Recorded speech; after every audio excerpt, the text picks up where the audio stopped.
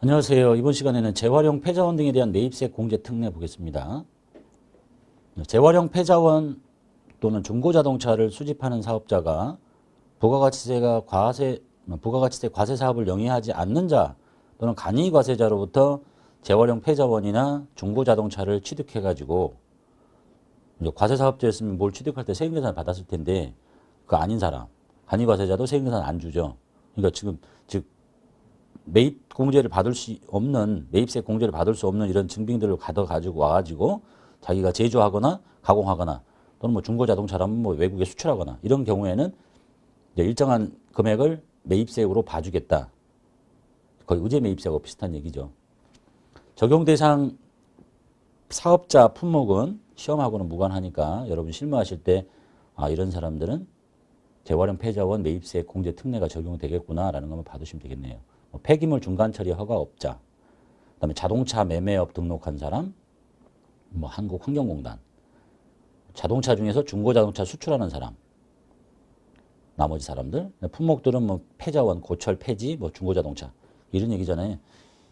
그러니까 입보사가 아니라 이 사람들이 지금 하는 일이 주로 못 쓰게 되는 이 폐자원들을 사오는데 누구한테 사오겠어요? 사업자한테 사오면 당연히 세금계산서를 받고 사올 텐데 노인들이 폐지를 주워 왔거나 이렇게 그다음에 개인이 쓰던 중고차를 이렇게 팔거나 그래가지고 이 차를 재활용하는 사업에 쓰거나 또는 외국으로 수출하는 것은 나라로 보면 좋은 일을 하는 거죠. 그래서 매입세액을 일정 부분 있는 걸로 보고 빼주겠다 이런 뜻입니다. 그래서 공제율을 보시면 재활용 폐자원 등에 대한 매입세액은 재활용 폐자원을 취득한 금액 유지하고 거의 똑같죠. 면세 농산물 가액에다가 일정 퍼센트. 매년 바뀝니다. 그리고 일단 중고자동차하고 나머지 것들하고 세율이 다르구나 봐두시면 되겠고. 그 다음에 이제 얘도 매입가액 한도가 있어요. 그러니까 얘도 똑같이 의제 매입세액처럼 받아오는 게 너무 많더란 얘기지. 예? 과다하게 부풀리니까 80%라고 이제 써 있는데요. 그 한도 보시면 재활용 폐자원 관련 과세 표준의 80%라고 돼 있고 마이너스 세금 계산서 수치분이라고 돼 있는데 이게 무슨 의미인가만 보시면 돼요. 한도가 있는데 그냥 받은 대로 다 해주는 게 아니라 재활용 폐자원 관련 과세 표준, 그러니까 중고자동차 내다 판 거 이게 매출 아니야. 매출의 80% 여기다가 뭘 빼냐면 세금 계산서 수치분.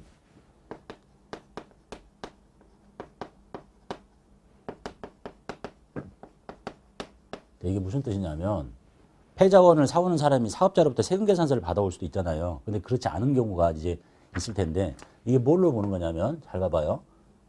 이거 숫자를 외워야 되는 건 아니고 너의 과세 표준이 즉 매출액이 1억이면 이 80%가 무슨 뜻을 의미하냐면 80%를 한도로 해주겠다는 얘기는 너는 20%의 마진을 남기는 사람이라고 보는 거예요. 즉 1억에 팔면 원가가 8천인 거야. 근데 8천만 원만 사와야지 재활용 폐자원 신고해야지 9천 이렇게 너무 올린다는 얘기지. 예? 그래서 이게 20%가 마진이 생기는 사람이니까 원가는 한 80%를 차지하는 8천인데 이 중에서 세금 계산서는 진짜 증빙이 있는 거잖아. 예를 들어 세금 계산서 4천을 받아왔어. 그럼 나머지가 세금 계산서 없는 공제받을 수 있는 이 재활용 폐자원 등의 매입세의 한도란 뜻이에요. 이해되셨죠? 산식의 구조가. 네가 1억을 팔면 매입해올 수 있는 금액은 8천인데 8천이잖아. 근데 진짜 세금 계산서 얼마 받았냐? 4천 받았어. 그러면 나머지 증빙이 없이 받을 수 있는 건 4천만 갖고 와야지. 여기다 너무 올려가지고 5천, 6천 이렇게 갖고 오면 안 된다. 이런 취지라고 보시면 돼요. 의제 매입하고 똑같이. 읽어볼게요. 재활용 폐자원 등의 매입세 공제 특례를 적용받는 경우에는 부가가치세 확정 신고할 때 과세기간에 재활용 폐자원과 관련된 부가가치세의 과세표준 80%를 곱한 금액에서 세금 계산서 받은 금액을 뺀 것을 한도로 합니다. 단 중고자동차의 경우는 그렇지 않습니다. 그러니까 주로 누구냐면 고물상들을 말한다는 얘기죠. 너무 매입세액을 재활용 폐자원을 너무 매입을 높이 잡고 있다.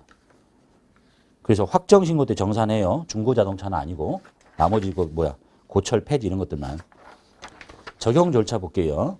재활용 폐자원 및 중고자동차에 대한 매입세 공제를 받고 싶은 자는 예정 신고할 때 또는 확정 신고할 때 매입처별 계산서 합계표 또는 영수증을 첨부해서 재활용 폐자원 등의 매입세 공제 신고서를 제출하시고 이 경우에 예정신고 및 조기환급 신고에 이미 재활용 폐자원 매입세 공제를 받은 금액이 있으면 확정신고 때 정산합니다. 쉽게 말하면 예정신고 때 한번 하고 확정신고 때 6개월치를 가지고 다시 정산해요. 거의 의제 매입세하고 똑같습니다.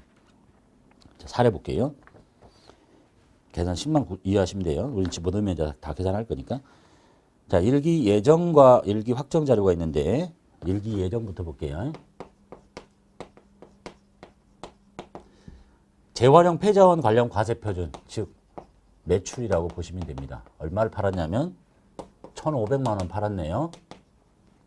그럼 이제 그때 재활용 폐자원 취득한 영수증 받고 온 거.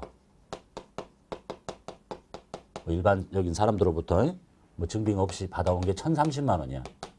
그리고 증빙이 있는 세금 계산서로도 사올 수 있는 거니까 세금 계산서가 300이야. 이렇게 돼 있어요. 2기까지 같이 쓰고 갈게요. 2기가 아니라 확정이지. 1기 확정 때 그때 과세 표준도 똑같이 이해를 돕기 위해서 써놨네요. 1,500 팔았고 이때 매입 중에서 증빙이 없는 것들 영수증이 10300이고 세금 계산서로 가지고 온 게 300이야. 이런 사람들이 어떻게 할 거냐? 첫 번째, 예정 때는 그냥 이 순서씩 그대로 가시면 돼. 자, 영수증 받았죠? 이건 세금 계산서니까 매입세액이 있는 거니까 계산할 필요가 없고, 요거 받았지. 이거 원래 매입세액이 없는데 10300에다가 곱해주는데 너 뭐냐? 103분의 3을 쓰래. 103분의 3. 이것이 공제받을 수 있는 매입세액이에요. 30만 원. 30만 원 공제 받습니다. 그 다음에 확정 때, 이 확정 때 가면 얘 똑같으니까 또 30만 원 받아야 될 거 아니야. 근데 그렇게 못 하겠다는 얘기예요. 이제 합쳐. 그래서 계산식 보시면 영수증을 받아온 금액이 얼마니? 이거 두 개 받았죠. 10300을 두 번 받았단 말이야. 이게 전체 거죠. 6개월치. 거기다가 103분의 3을 한번 해봐. 말 잘못했다. 여기에 매입 전체 금액이 2,060만 원인데 뭐하고 따지겠다 그러냐면 둘 중에 작은 걸로 가겠다니까 이 과세표준의 80%를 했죠. 여기 과세표준이 3,000이잖아요. 1,500에 판 것이 얼마냐? 두 번 팔았는데 예정 때 확정 때 이것의 80%가 받아와야 될 매입의 전체다. 그런데 이 중에 증빙이 있는 세금 계산서가 얼마냐? 600입니다. 600. 그럼 이제 이 나머지가 추가로 영수증을 받을 수 있는 금액이다. 보니까 이게 1,800이에요. 그러니까 나라에서 정한 한도가 이거밖에 안 되는데 이 두 번에 걸쳐서 왕창 많이 받아온 거지. 그래서 요걸 가지고 적용하겠다. 6개월 전체를 다. 그래서 너는 1,800이 6개월에 전부 다 받아올 수 있는 영수증의 한도다.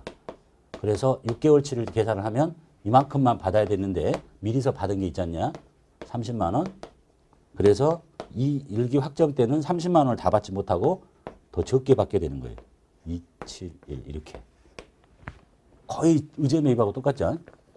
얘는 뭐 계절적으로 편중은 없는 거니까 다시 이기 예정 때 한 번 하고 확정 때 전체 금액을 가지고 다시 계산하고 이런 구조를 갖고 있다는 것만 이해하시면 돼요. 시험 문제가 이걸 계산하라는 건 아닌 건 아시죠? 그냥 그 자리에 닿으면 왜 이 결과값이 그렇게 나오는가를 설명하기 위해서 적어드린 거예요.